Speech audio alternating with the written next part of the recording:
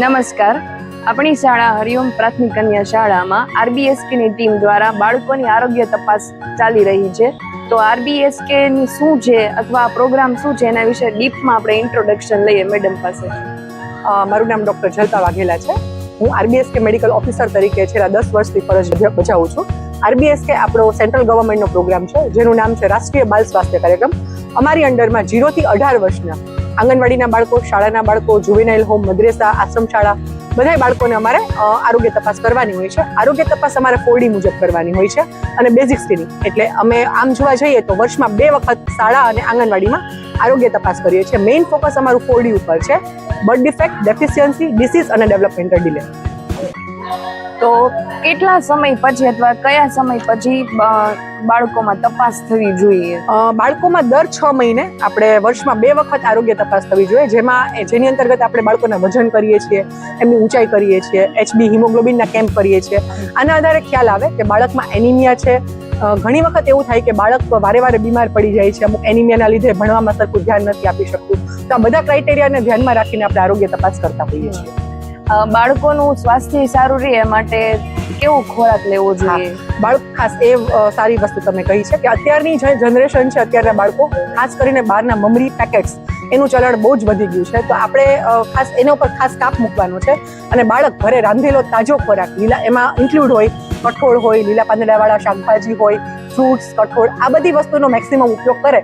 સિંગદાણા, ગોળ, સરગવાના પાનનો સૌથી વધારે ઉપયોગ કરે. આપણે આ બધું ખાસ કરીને બાળકમાં જોવાનું છે.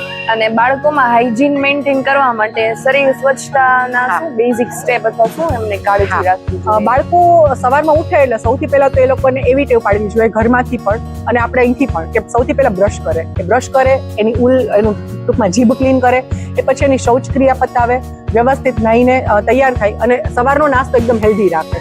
સવારનો નાસ્તો જે અમુક ઘણા છોકરાઓને એવી હોય છે કે સવારે નાસ્તો કરવાની ટેવ નથી હોતી, ખાલી દૂધ પીવે છે, ખાલી ચા પીવે છે, પણ એ આગ્રહ ન રાખતા આપણે સવારે રોટલી, ભાખરી, થેપલા, મુઠિયા, બટેટા પૌવા છે, સૌથી વધારે સારામાં સારું ઇડલી, ઉપમા, આ બધામાંથી એને સૌથી વધારે પ્રમાણમાં પૌષ્ટિક તત્વો મળે છે. તો આવો બધો નાસ્તો ખાસ કરીને બાળકો કરે એ આપણે ધ્યાન રાખીશું.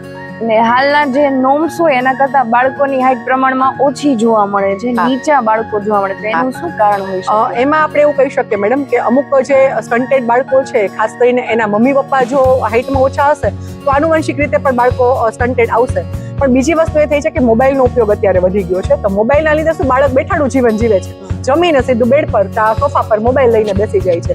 પણ આપણે એને ખાસ એવી ટેવ કે શારીરિક ક્રિયા હવે રહી નથી. હવે પેલા જે શારીરિક છોકરાઓ જે પેલા જેવી રમત હવે નથી રમી રહ્યા. તો ખાસ આપણે એને કહેવાનું છે કે દોરડા કૂદ છે, ઊંચી કૂદ છે, બાર ખોખોની રમત છે, આ બધી રમતની જેટલી વધારે એક્સપ્લોર કરશે એટલું એનામાં થોડુંક કન્ટેન્ટનું પ્રમાણ પણ ઓછું જોવા મળશે.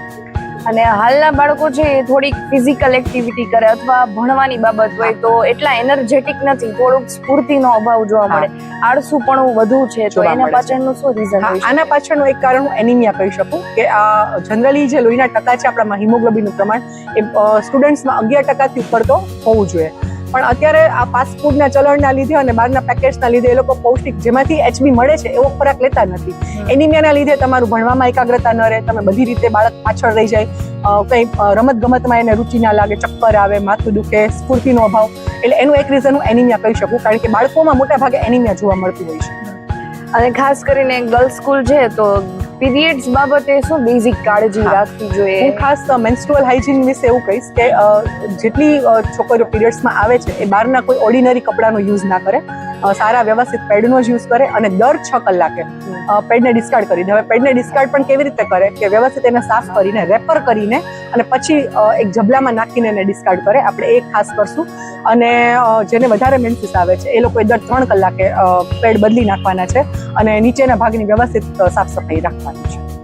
આપણી ઇન્ડિયન ગવર્મેન્ટ છે બાળકોના સ્વાસ્થ્ય માટે ઘણું બધું કાર્ય કરી રહી છે. તો આરબીએસકે ની ટીમ છે એમનો એક પાર્ટ છે, એટલે બાળકોમાં નિયમિતપણે હેલ્થ સારી રહે, એ લોકોના સ્વાસ્થ્ય રિલેટેડ કંઈ પ્રશ્ન હોય તો ફ્રી ઓફ ચેકઅપ કરવામાં આવે છે. તો આપણી શાળામાં મેડમ છે દર વર્ષે તપાસ માટે આવે છે, તો એ બદલ એમનો ખૂબ ખૂબ આભાર. હા, હું ખાસ બાળકોને આપણે એટલી પહેલ કરીશ કે બને એટલું હાઇજીન પર ધ્યાન આપે, ન્યુટ્રિશન પર ધ્યાન આપે અને આપણે ઘણી બધી એક્ટિવિટીઝ થઈ રહી છે આરબીએસકે પ્રોગ્રામ દ્વારા. આપણે બાળકોના નંબર પણ ચેક કરાવી શકીએ, ફ્રીમાં ચેક થાય છે, એ લોકોના ચશ્મા પણ ગવર્મેન્ટ તરફથી ફ્રીમાં પ્રોવાઈડ થાય છે. એટલે આ બધામાં પૂરતો સહકાર આપે અને ખાસ કરીને બહારના પેકેટ્સ બંધ કરે અને એનિમિયાનું પ્રમાણ જો ઘટે તો બાળકોના સર્વાંગી વિકાસમાં કોઈ રોકી શકે નહીં.